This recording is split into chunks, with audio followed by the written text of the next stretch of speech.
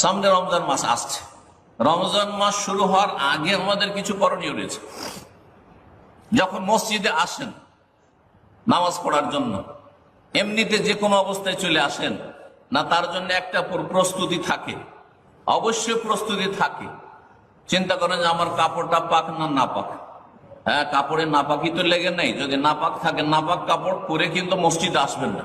যদি নামাজ পড়ার নিয়ত থাকে তো মসজিদে নাপাক কাপড় নিয়ে, নাপাক শরীর নিয়ে, গোসল ফরজ হয়ে আছে, উজু নেই, আর মসজিদে এসে বসে আছেন নামাজ পড়ছে, এটা কেউ করবেন না।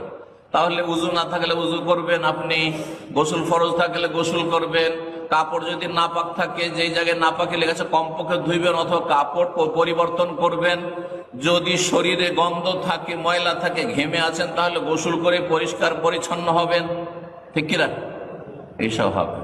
তার সাথে একটু আতর সেন্ট মারবেন যে মসজিদে যাচ্ছে, হ্যাঁ, যাতে করে আমার শরীর থেকে কেউ গন্ধ পেয়ে কষ্ট না পায়, হ্যাঁ, ইত্যাদি ইত্যাদি। তারপরে মানসিক ভাবে প্রস্তুতি একটা, আমি যাচ্ছি আল্লাহর ইবাদত করার জন্য যাচ্ছি, আল্লাহকে ডাকার জন্য যাচ্ছি, আল্লাহর কাছে চাওয়ার জন্য যাচ্ছি, আল্লাহর কাছে কিছু পাওয়ার জন্য যাচ্ছি। এই যে মানসিক প্রস্তুতি। মসজিদে ঢোকার ক্ষেত্রে যে প্রস্তুতিগুলি বললাম সংক্ষেপে, ঠিক রমজানের আগে ওই ধরনের একটা প্রস্তুতি অবশ্যই হইতে হবে। মানসিক প্রস্তুতি হইতে হবে, আর তারপরে আপনার শারীরিক প্রস্তুতি হইতে হবে। শরীরটাকে সুস্থ রাখার চেষ্টা করতে হবে যাতে রমজান মাসে রোজাগুলি কাজা না হয়ে যায়, হ্যাঁ, ছেড়ে দিতে বাধ্য না হয়ে যায়।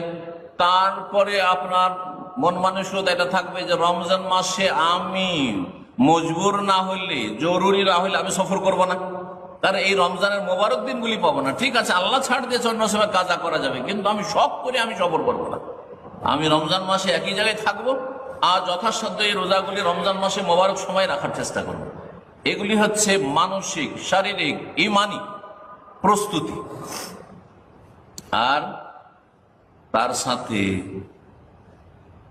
সারা বছর দিনে বারবার খেয়ে অভ্যাস, ঠিক না? গরিব মানুষও 3 বার খায়, আর যারা সচ্ছল, যাদের খাবার দাবার অভাব নাই আর আইটেমের অভাব নাই, যখন তখন খেতেই আছে, একটু একটু করে এটা খাচ্ছে ওইটা খাচ্ছে, লেগেই আছে, সবসময় খাবার দাবার লেগে আছে। সারাদিনে যে কতবার খেয়েছে আর কতবার পান করেছে ও বেহিসাব, হিসাবই বলতে পারবেন ও যে কতবার আমি খেলাম। এই যে সারা বছর এত বেশি খেয়ে খেয়ে অভ্যাস, হঠাৎ করে যদি লাগাম লাগিয়ে দেন যে না সারাদিন এই 16 ঘন্টা খেতে পাবি না, 16 ঘন্টা পানি পান করতে পাবি না, তাহলে হঠাৎ করে ফরজ রোজা রাখা মুশকিল হয়ে যাবে।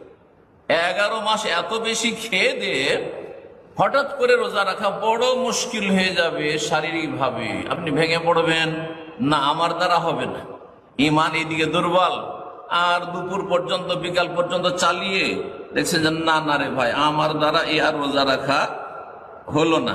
তখন করলেন কি, রোজা ভেঙে দিলেন।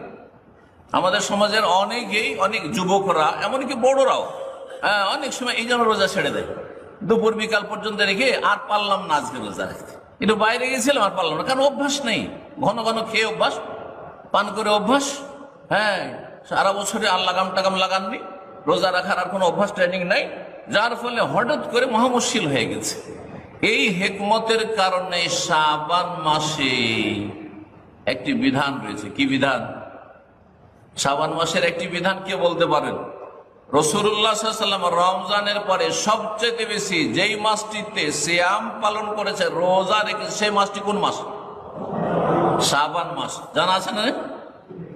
সহিহ মুসলিমের হাদিস, নবী সাল্লাল্লাহু আলাইহি ওয়াসাল্লাম সাহাবীরা বলছেন, কানা, মা আয়েশা রাদিয়াল্লাহু তাআলা আনহা থেকে বর্ণিত, কানা ইয়াসুমু শাবানা ইল্লা কালিলা, শাবান মাসের সামান্য কয়েকটা দিন ছাড়া সমস্ত দিনগুলি, প্রায় দিনগুলি রোজা রাখতেন রাসূলুল্লাহ সাল্লাল্লাহু আলাইহি ওয়াসাল্লাম। রহস্য কি? ট্রেনিং আগে থেকে, হ্যাঁ, অভ্যাস হয়ে গেছে। এই সুন্নত নফল শাবানে রোজা রেখে না খেয়ে থাকা, পিপাসায় থাকার অভ্যাস হয়ে গেছে। এখন রমজান মাস আসলে আর কিছুই লাগে না, অভ্যাস হয়ে গেছে। যেমন এখানে আরেকটি উদাহরণ ওলামারা দিয়েছেন, কিছু কিছু ফরজ নামাজ রয়েছে তার আগেও সুন্নাত পরেও সুন্নাত, আছে না নেই? রহস্য কি?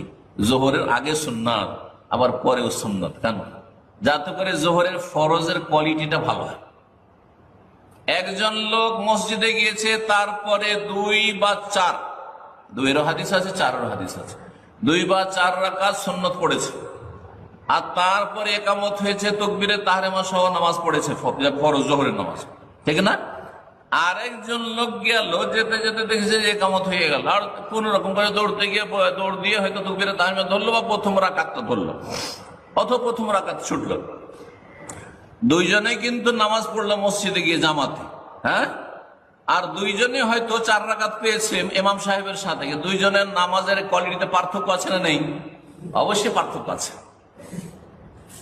একজন আগে থেকে প্রস্তুত হয়ে আছে, সুন্নত পড়ে, ইমানি প্রস্তুতি, হ্যাঁ, রুহানিয়াত তার মধ্যে এসছে, রুহানি প্রস্তুতি তার মধ্যে, কলবের প্রস্তুতি, শারীরিক ভাবে মসজিদে মওজুদ রয়েছে, তার তকবীরে তাহরিমা ছোটার প্রশ্নে ওঠে না, আর তারপরে সে অপেক্ষায় রয়েছে, হ্যাঁ, যে কখন একামত হবে আর ফরজ শুরু হবে, রেডি হয়ে আছে।